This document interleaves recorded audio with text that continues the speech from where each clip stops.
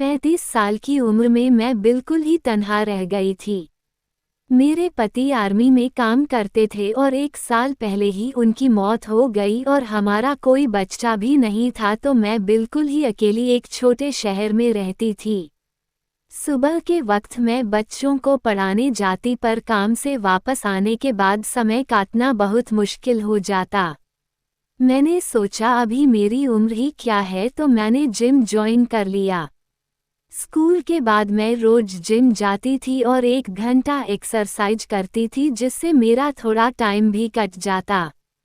Gym में मेरे time पर एक मर्द आता था जो मुझे देखता रहता था।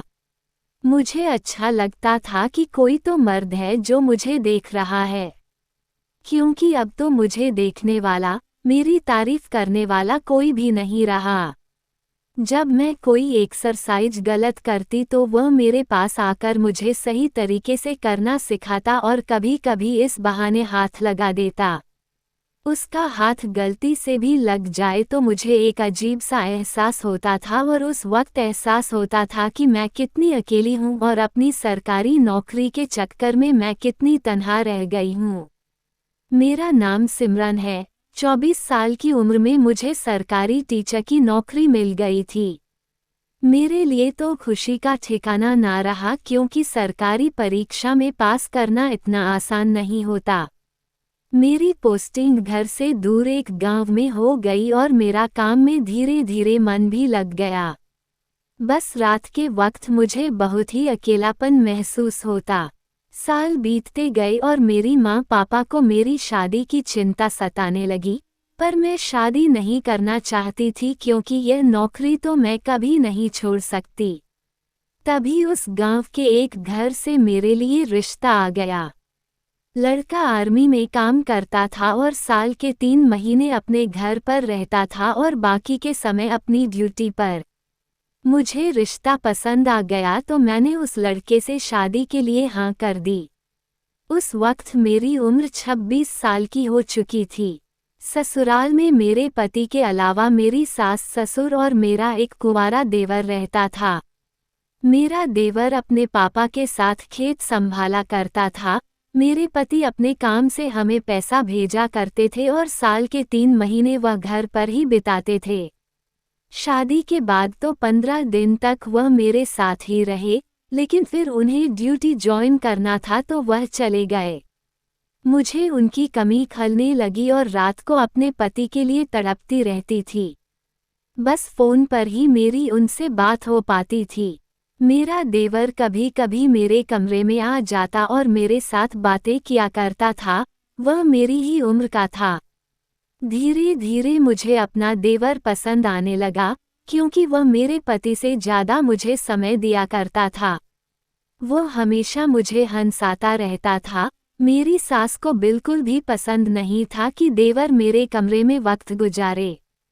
इसी वजह से वह मुझे ताने मारती थी, पर मैंने उनकी परवाह नहीं की, क्योंकि आखिर मैं भी तो एक औरत हूँ। कब तक ऐसे जीऊं, और देवर के साथ मेरा कोई गलत संबंध नहीं था, बस दोस्त मानती हूँ मैं उसे। जब मेरे पति 6 महीने बाद घर आए तो मेरी सास ने मेरे पति के कान भर दिए। ना जाने उन्हें क्या उल्टा सीधा बात बता दिया कि मेरे पति मुझ पर बरस पड़े। मैंने कहा, आप चले जाते हो इसलिए मैं विजय से बात कर लेती हूँ, पर हमारे बीच में कुछ भी ऐसा वैसा नहीं है। लेकिन मेरे पति ने अपनी माँ के साथ मिलकर देवर की शादी करवा दी। मेरे देवर अब अपनी पत्नी के साथ वक्त गुजारने लगे तो मैं फिर से अकेली हो गई। फिर मैं कुछ बच्चों को ट्यूशन पढ़ाने लगी, जिससे मेरा समय कट जाया करता था, और जितना भी समय मिलता मैं अपने पति से फ़ोन पर बात किया करती थी। शादी को 8 साल हो गए थे, पर मैं गर्भवती नहीं हो पाई, और 8 सालों के दौरान मैंने इतने ताने सुने कि मेरे आंखों से आंसू आ जाते।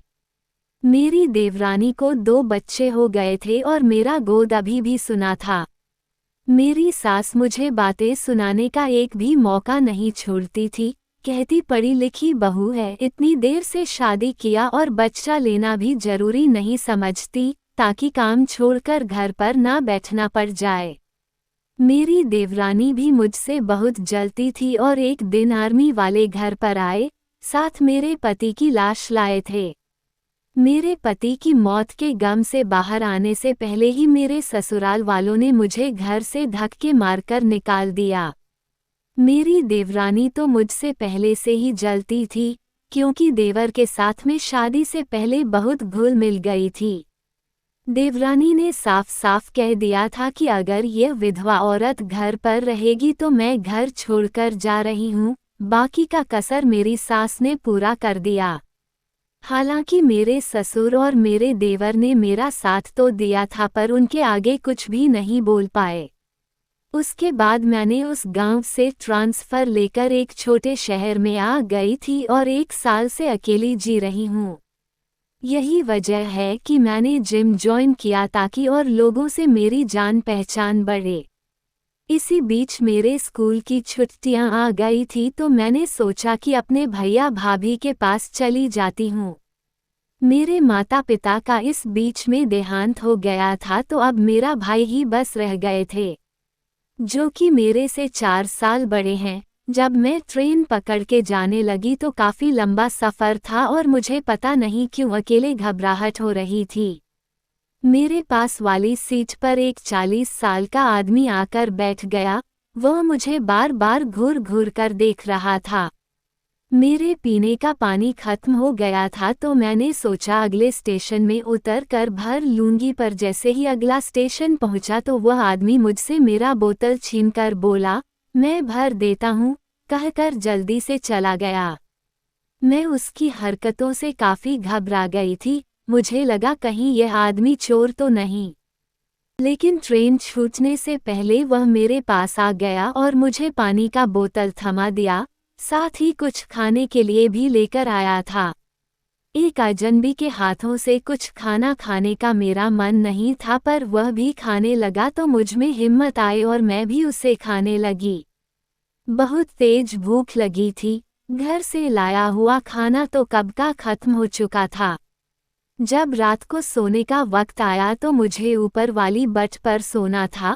उस आदमी ने कहा, मैडम मेरी नीचे वाली सीट है तो आप इस पर सो जाएं, मैं ऊपर सो जाऊंगा।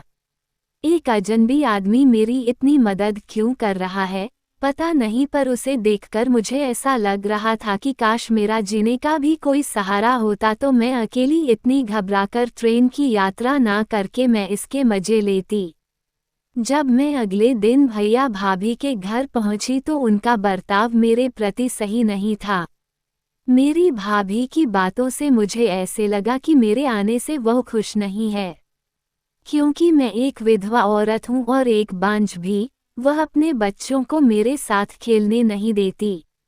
एक दिन तो भाभी ने कहा कि तुम्हारे आने की वजह से बच्चे पढ़ाई नहीं कर पा रहे हैं और दिन भर तुम्हारे साथ बातें और शरारत करते रहते हैं। एक दिन भैया भाभी ने तो सीधे मुंह पर बोल दिया कि तुम खुद का देख लो, माँ और पापा तो रहे नहीं। मैं तो कुछ दिनों के लिए ही उनके साथ रहने आई थी, हमेशा के लिए तो नहीं आई थी, और मैं अपने काम तो खुद ही करती हूँ और उनके पैसे से तो खाती नहीं। फिर पता नहीं क्यों मुझे ये सब बातें सुना रहे थे। मैं तो पूरी छुट्टियां बिताने के लिए आई थी, पर बहुत जल्द ही सामान पैक करके मैं वहां से निकल गई, क्योंकि उनके तानों से मैं परेशान हो गई थी। घर आने के बाद एक रात मैं सो रही थी, तभी घर के अंदर से कुछ आवाज़ आने लगी, जिससे मेरी नींद खुल गई। मैं काफ़ी घबरा गई कि आवाज़ कहाँ से आ रही है। जब मैं उठकर ड्राइंग रूम का लाइट ऑन किया तो मेरी आंखें फटी की फटी रह गई। नकाब पहने 2 आदमी मेरे घर के अंदर थे। जरूर कोई चोर होंगे, तभी अपना चेहरा ढक कर आए हैं। मुझे समझ नहीं आ रहा था कि क्या करूं। तभी सोचा कि मैं चिल्लाती हूं, पर इससे पहले कि मेरे मुंह से आवाज निकल पाती, दोनों आदमी मेरे पास आ गए और मुझे पकड़ लिया और मेरे मुंह पर अपना हाथ रख दिया। मेरा दिल बहुत तेजी से धड़कने लगा। मुझ अकेली विधवा औरत को 2 मर्दों ने घेर लिया था। मैं करती भी तो क्या करती। वो लोग चुपचाप थोड़ी देर खड़े रहे तो मैं शांत हो गई। जब उन दोनों ने अपना नकाब हटाया तो मेरे सिर के ऊपर मानो आसमान टूट पड़ा, मेरे पैरों तले से जमीन निकल गई। एक तो वही जिम वाला आदमी था और दूसरा ट्रेन वाला, इन दोनों ने पहले से ही जरूर कुछ प्लानिंग कर रखी होगी। आखिर मुझ अकेली औरत से ये लोग क्या चाहते हैं? इससे पहले कि मैं उनसे कुछ पूछती उन्होंने कहा, हम आपके पति संदीप के दोस्त हैं। हम सब साथ आर्मी में काम करते थे। हम यहाँ किसी मकसद से आए हैं, पर आप घबराए मत, हम आपका कोई भी नुकसान नहीं होने देंगे। उन लोगों ने मुझे चाय बनाने को कहा। अपने पति का नाम सुनकर मैं शांत हो गई थी और चाय बनाने के लिए किचन में चली गई। तब रात के 2 बज रहे थे। आखिर ये लोग सच बोल रहे हैं या झूठ, मैं ये सोच सोच कर कांप रही थी। चोरों की तरह रात को 2-2 बजे ये लोग मेरे कमरे में क्यों आए हैं, जबकि वह जानते हैं कि मैं विधवा हूँ। मैं डर के मारे बुरी तरीके से कांप रही थी। तभी मैंने नल खोला और अपने ऊपर पानी डालने लगी। जब चाय बन गई तो मैं चाय लेकर कमरे में पहुंची। पानी से साड़ी गीली हो गई थी। जब मैं उन दोनों को चाय दिया तो वह लोग मेरी तरफ घूर घूर कर देख रहे थे और मेरे गिले बदन को ताड़ रहे थे। घबराहट से मैंने अपने कपड़े भी नहीं बदले थे और बदलती भी कैसे, वह लोग तो मेरे बेडरूम में बैठे हुए थे। दोनों ने चाय ले ली और कहा कि आपके पति ने मरने से पहले हमसे वचन लिया था कि हम आपका ध्यान रखें। वह आपसे बहुत प्यार करते थे और आपके बारे में हमें बताते रहते थे। आपके पति की आखिरी इच्छा है कि हम दोनों आपसे शादी कर ले। ये सुनकर तो मेरा सिर चकरा गया। यह क्या कह रहे हैं? 2 लोगों से शादी कर लूं? मेरे पति की ये आखिरी इच्छा है। ऐसी इच्छा उन्होंने कैसे पाल ली? मुझे तो ये भी नहीं मालूम कि यह लोग मेरे पति के दोस्त हैं भी या नहीं, क्योंकि उन्होंने कभी भी इन दोनों का जिक्र नहीं किया। मैं बैठ गई और उनसे कहा कि 2 लोगों से शादी कैसे कर सकती हूँ। उन्होंने कहा, यही हम सोच रहे थे, इसलिए 1 साल तक हम आपके पास नहीं आए, लेकिन आपके पति की आखिरी इच्छा हमें अंदर ही अंदर खाई जा रही थी। इसी वजह से हम दोनों ने फैसला किया कि हम दोनों आपसे शादी कर लेंगे ताकि उनकी आत्मा को शांति मिले। मुझे तो कुछ भी समझ नहीं आ रहा था कि आखिर क्या करूं।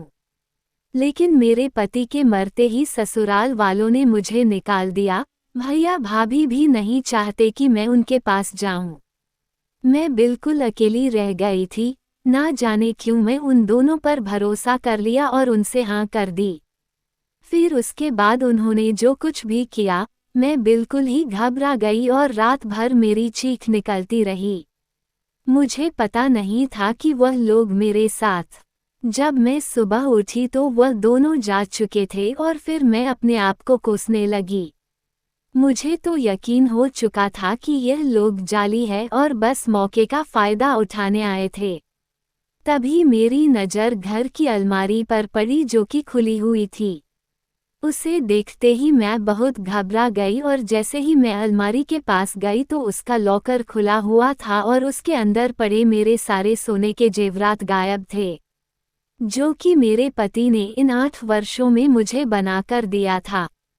जब मेरी सास ने मुझे घर से निकाल दिया था तब वह जेवरात वह वापस मांग रही थी, पर मैंने उन्हें देने से साफ मना कर दिया था, क्योंकि मुझे मेरे पति ने वह गहने दिए थे। मेरी आंखों से आंसू आ गए। अब तो मैं पुलिस के पास भी नहीं जा सकती थी। क्या रिपोर्ट लिखवाओ, इससे मेरी ही बदनामी होती। वो दोनों मुझे लूट कर चले गए थे। तभी मेरे पास एक फ़ोन आया। कॉलर आईडी में उसका नाम देखकर मैं घबरा गई। कांपते हुए हाथों से जब मैंने फ़ोन उठाया तो उधर मेरी सास मुस्कुरा रही थी, हंस रही थी और कहा कि तेरे कलेजे में भी ठंडक पहुंच गई और मेरे कलेजे में भी।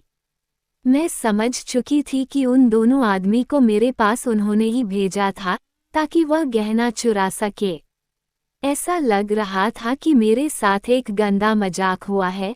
लेकिन करीब 6 महीने बाद किसी ने मेरे दरवाजे की बेल बजाई।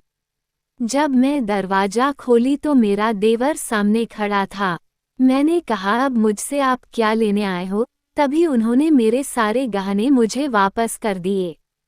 मेरा देवर अंदर आया और कहा, भाभी, मेरी माँ और मेरी बीवी ने आपके गहने लेने के लिए ये सारा गंदा खेल रचा था। लेकिन बुरे कर्म का नतीजा हमेशा बुरा ही होता है। गहना चोरी के बाद ही मेरी माँ बीमार पड़ गई और मर गई।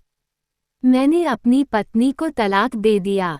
अभी अभी मुझे तलाक मिला है। मैं चाहता हूँ कि आप मुझसे शादी कर लो। मैं आपको बहुत पसंद करता था, पर आप मेरे भैया की पत्नी थी, इसलिए मैंने आपको कभी कुछ नहीं बताया और घर की मर्यादा कभी पार नहीं की। पर अब जब आप भी अकेली हैं और मैं भी अकेला हूँ, हम शादी करके एक नई दुनिया बसाते हैं। मैंने अपने देवर की बात मान ली और उससे शादी कर ली, क्योंकि एक वही है जिसने मुझे धोखा नहीं दिया और उसके साथ प्यार से मैंने सारी जिंदगी बिताई।